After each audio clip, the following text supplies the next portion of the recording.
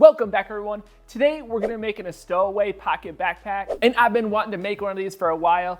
It's a fun, nice, good sized backpack with dimensions 17 by 5 by 12, and that's 17 tall, 5 depth, and 12 width. And when you consolidate it down into the little bag, it's 6 by 8 inches. And this is a great sewing project for all skill levels because I'm gonna walk you through key steps that you can utilize in all sewing projects, overall making you better at sewing. And with all this being said, if you're new to the channel, grab that printable pattern and let's get started.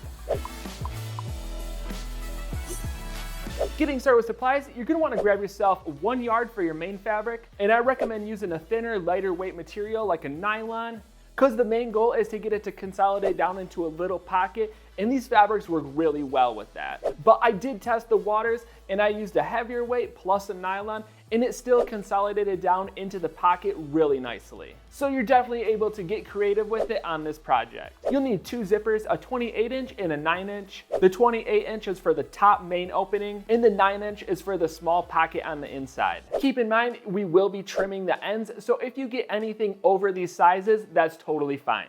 You'll need 1 to 2 yards of webbing. I'm using a 1-inch webbing, but depending on how you do your straps, it really is up to you. You can use a 1.5-inch and a 1-inch webbing, which will require less of each, but I'll show you a few different options of straps later on in the video. And you'll need 2 ladder sliders for your strap, and you want these to match the size of your webbing. So for example, I'm using 1-inch webbing, so I'm gonna get 1-inch ladder sliders. You'll need 1 snap button closure, and this can be magnetic or regular. I'm gonna be using magnetic in the video. I just like the way these snap and they look really nice. And realistically, you can use any closure up front because it's just a flap top, so definitely have fun with it. You'll need 2 zipper pulls, and zipper pulls come in so many different styles. You can even make your own out of cord if you want to. I like using these because it's just a nice little detail touch to really make your project look professional. Lastly, you'll need your pattern, and this pattern is available at properfitclothing.com. It's super simple to use. All you have to do is print it out, tape it together, and you're ready to go. And the pattern also offers a supply page, so if you're having trouble finding any of the supplies, you just scan the QR code and it'll take you to your supply. And a quick tip for taping the pattern together, it's best to cut off the top and the side edges. This is gonna allow you to overlap the pages and make for a perfectly aligned pattern.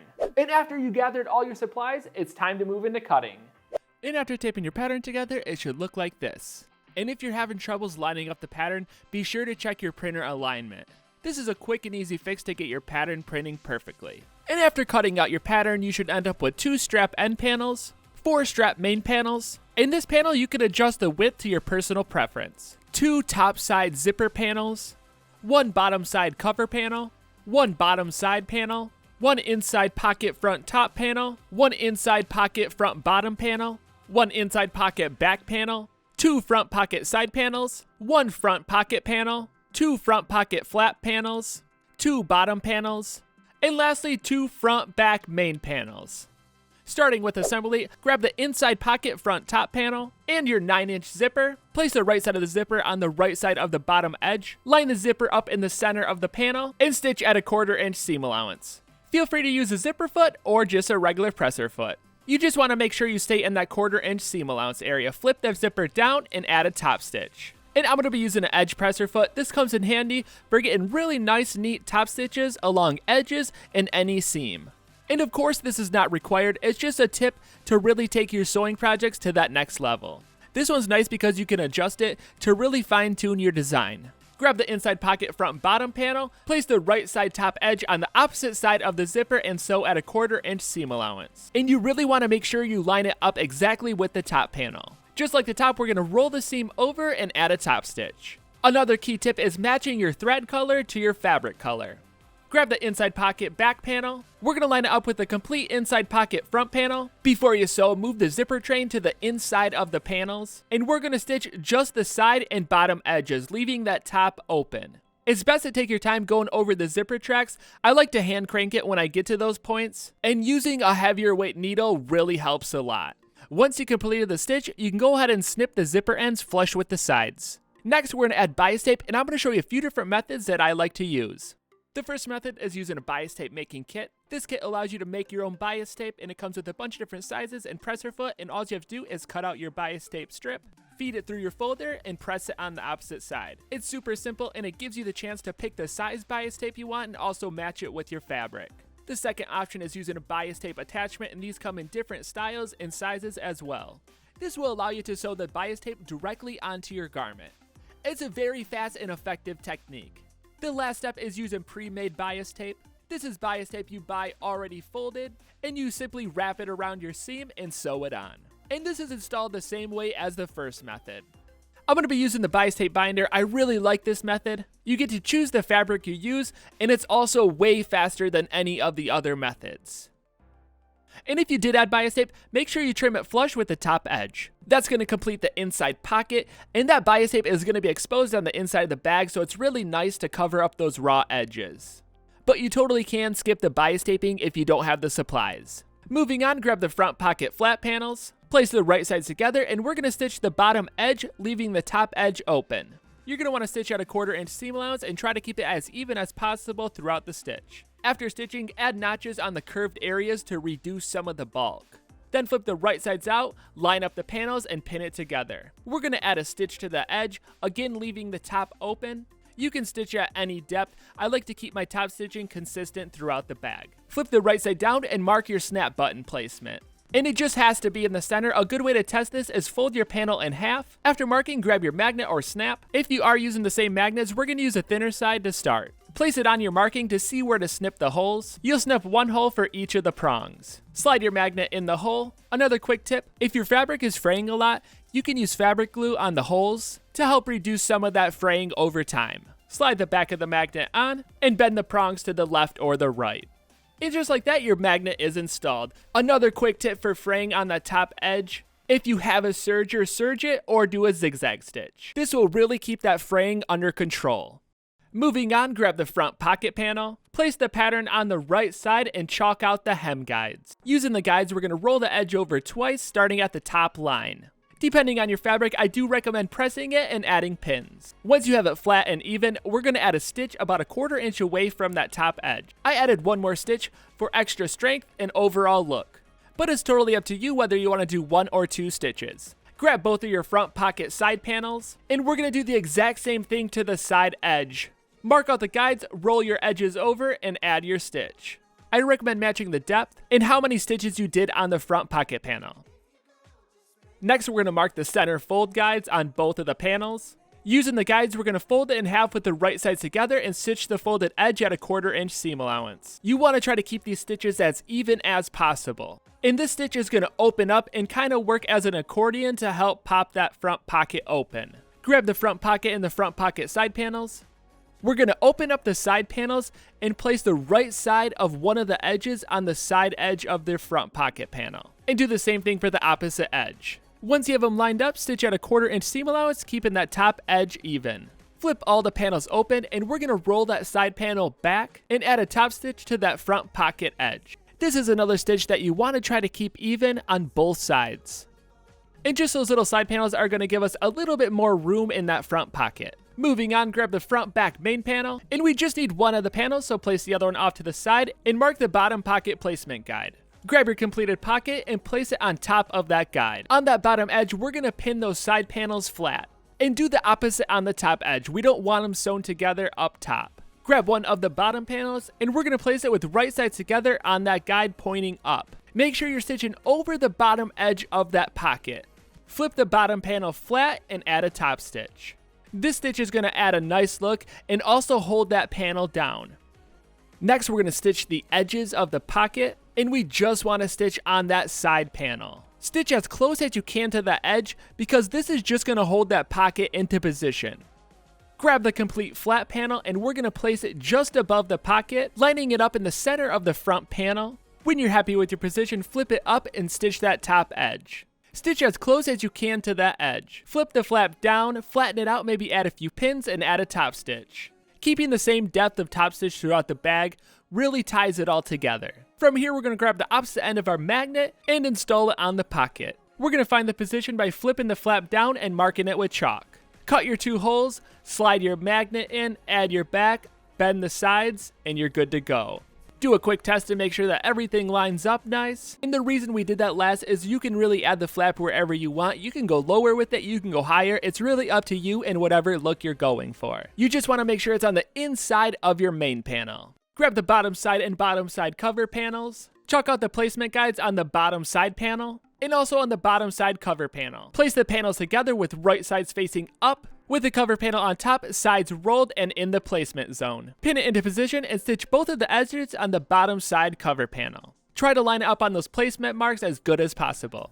Grab the top side zipper panels and your 28-inch zipper. We're going to take one of the sides, place the right sides together on the zipper, and stitch at a 1/4 inch seam allowance. Again, feel free to use a zipper foot or regular presser foot. Grab the other panel, place it on the opposite side of the zipper, lining up the side edges, and stitch at a 1/4 inch seam allowance. And the trick with zippers is to try to make it as even as possible throughout the stitch. Fold the seam allowance to the left and the right and add a top stitch to both of those sides. This top stitch is going to be front and center of the bag, so try to make it as nice as possible. And the reason we're not adding bias tape is that this is a lighter weight bag, and adding bias tape will give it more bulk, so it's best to find fabric that doesn't fray as much. Grab the bottom side panel and the zipper panel, place the right sides together. Again, move the zipper train to the inside of the panels, and stitch both of the edges at a 1/4 inch seam allowance. Just go nice and slow over the zipper tracks. Once complete, snip the zipper ends flush with the side. And we are going to add bias tape to both of these edges because it's going to really add some nice strength to those zipper ends and clean up those raw edges. Flip the right sides out, fold the seam allowance towards the bottom panel, and we're going to add a top stitch. This section of stitching can be really bulky, so use a heavier weight needle and just go slow.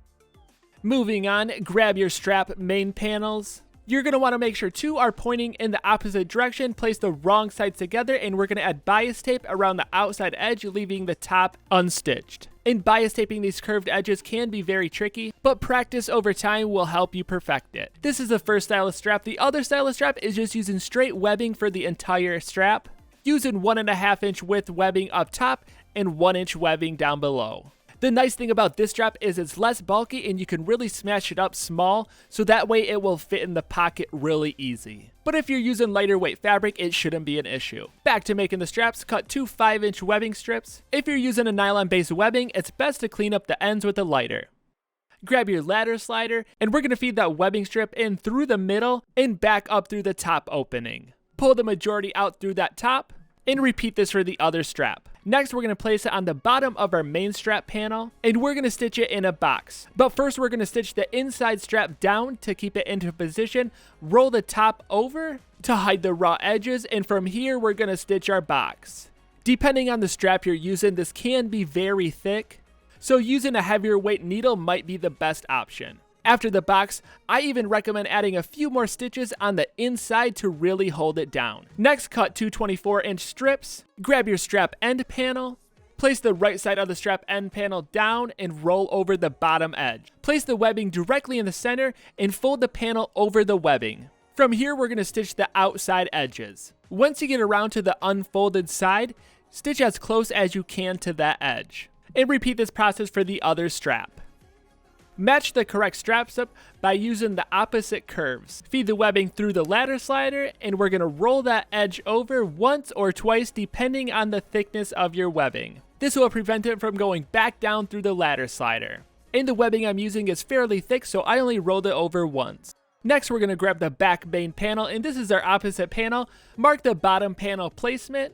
With the pattern out, mark both of the strap placements on the top edge and the side edges. After marking all the guides, we're going to grab the opposite bottom panel and sew it on the same way we did the front. Place it on the line with right sides together, stitch at a 1/4 inch seam allowance, flip it over, and add our top stitch, making sure the bottom edges line up. Using the guides, we're going to start with the inside pocket, point the zipper towards the inside, and we're going to place it on the wrong side of that back panel, lining it up directly in the center on that top edge. And the back of that inside pocket is going to be touching the wrong side of the back panel. Using the guides, we're going to line up the strap on the top and the side and repeat it for the opposite strap, keeping the bottom ends perfectly lined up. Lastly, we're going to take a 5-inch webbing strip and we're going to place it on top, and this will be our bag hook. From here, we're going to stitch everything into position as close as we can to that outside edge. The top section is going to be the trickiest. You have so many things up there and it can get very bulky. So just take your time and go slow. And at this point, you can get a general idea of how the straps are gonna look. I personally liked using these straps, but full webbing straps really look cool too. Make sure everything is tacked down, and we're gonna mark the centers on the front panel and the completed side panel. Using these marks, we're gonna line the side panel up with the outside edge of the main panel, and I highly recommend pinning it into position. Once you have it pinned down, we're gonna stitch out a 1/4 inch seam allowance all the way around that outside edge. This is where everything is coming together. You definitely want to take your time, especially around the corners. They can be the trickiest. And once you completed that long stitch, it's best to check the inside edges to make sure all the layers got sewn together. And also the pocket panels didn't get sewn in. Mark the centers on the back panel, and we're going to do the same thing with the side panels. Line it up top to top, bottom to bottom, pin it, and stitch around the outside edge at a 1/4 inch seam allowance. And I like to stitch it the same way as the opposite side. If you had the front panel facing the feed dogs, then I would have the back panel facing the feed dogs on this half. It just helps everything turn out a little bit more even.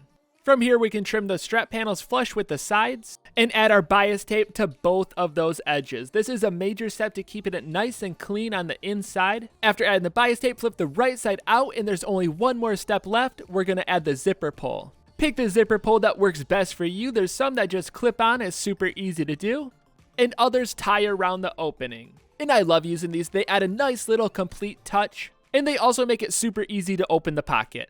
Depending on the fabric you use, it's best just to flip it out and try to put it into the little pocket to make sure that it works correctly.